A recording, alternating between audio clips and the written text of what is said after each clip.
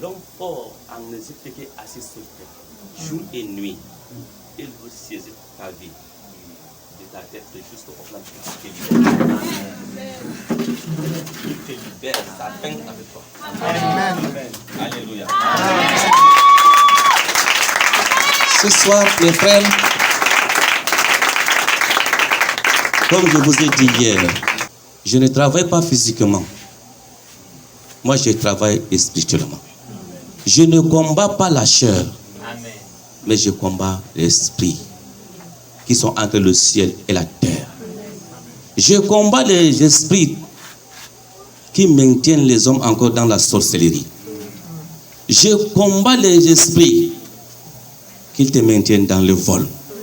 Je combats les esprits qui te poussent toujours à utiliser ton cœur, à nuire ton corps.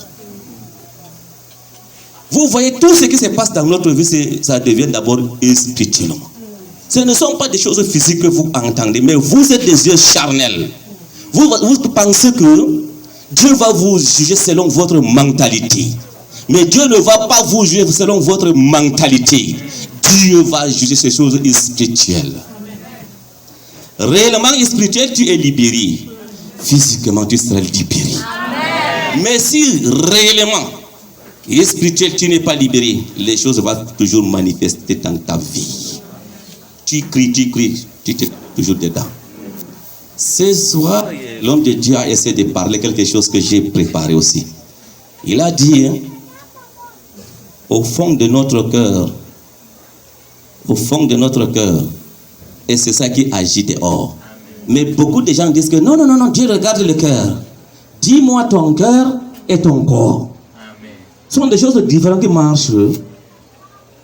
Je pense qu'avant que tu partes même au marché, quand tu trouves ces habits-là, tu regardes, c'est ton cœur qui désire ça d'abord. Quand ton cœur désire ça, tu vas prendre avec ta main. Tu vas payer pour ça. Vous pensez que vous portez les choses qui vont vous nuire. Vous dites que c'est le cœur que Dieu veut. Quel cœur? C'est le cœur pourri. Cœur pourri que Dieu utilise. C'était inspiré par Dieu lui-même. Alléluia. C'est inspiré par Dieu lui-même. Pharaon 1, il est le roi. 2, spirituellement, ils sont puissants. Mais d'où viennent les puissances des rois Pharaon? Pourquoi la terre de Pharaon est tellement puissante? C'est le monde de rébellion qui agit là-bas. C'est le diable qui a saisi cette ville. Et c'est le diable qui a arrêté ce peuple en captivité. Et il les a élevés dans la méchanceté. Alléluia. Amen. Voilà, ils sont en train de torturer le peuple de Dieu. Mais Dieu s'est souvenu de son peuple. Sinon, Moïse était dans le cours de roi. Il était comme prince. Mais le jour qu'il s'est levé pour défendre son peuple, il s'est levé charnellement. Le jour que Pharaon a ouvert les yeux sur lui, il n'a pas trouvé sa place en Égypte. Il a fui. Alléluia.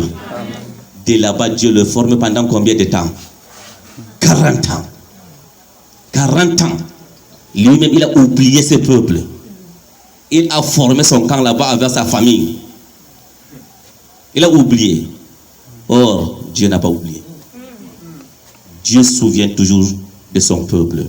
Moïse, je t'envoie où? En Égypte. Pour faire quoi? Pour faire sortir mon peuple. Je ne connais pas parler. Alléluia. Je ne connais pas parler. Dieu dit qui a créé la bouche et la langue. C'est moi. Je t'envoie. Il insiste. Il dit non. Je vais placer ton frère devant de toi. Tu seras comme son Dieu. Et il sera comme ton prophète. Alléluia. Amen. Moïse n'est pas un simple homme. Mais Dieu est incarné en lui. Il parle selon la volonté de Dieu. C'est là où la peur l'a quitté. Il a reçu la puissance qui est au-delà de Pharaon. C'est là où il vient maintenant, il se démontre la puissance. Alléluia. Amen. Et la puissance de Moïse a terrassé la puissance de Pharaon. Ce soir, Jésus-Christ de Nazareth, qui est mort pour toi, qui est incarné en toi, tu vas terrasser la puissance de l'ennemi dans ta vie. L'homme fort qui t'a maintenu dans la captivité sera mort ce soir. Si tu ne veux pas attention, tu ne vas même pas bien dormir. Alléluia. Parce que le ciel est ouvert, les choses sont relâchées. Même le quartier de Diaouro Papa. Si nous servons le vrai Dieu, et ce démon qui demeure dans ces lieux, qui a arrêté les gens en captivité dans la boisson que Dieu m'a montré hier, Dieu va les détruire, ces démons-là.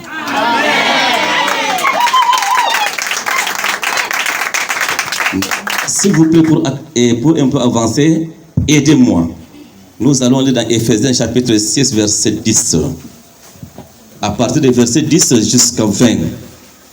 Je ne parlais pas beaucoup de ça, mais juste pour préparer notre cœur. Pour que ce soit Éternel lui-même, Dieu qui guérit, qui voit le cœur, qui crie envers lui, le cœur abattu, le cœur qui cherche sa délivrance, le cœur qui cherche sa guérison, le cœur qui est en train de pleurer à l'Éternel. Ce soir, l'Éternel fasse quelque chose dans la vie de ces personnes-là. Je ne dis pas vous tous, je ne dis pas.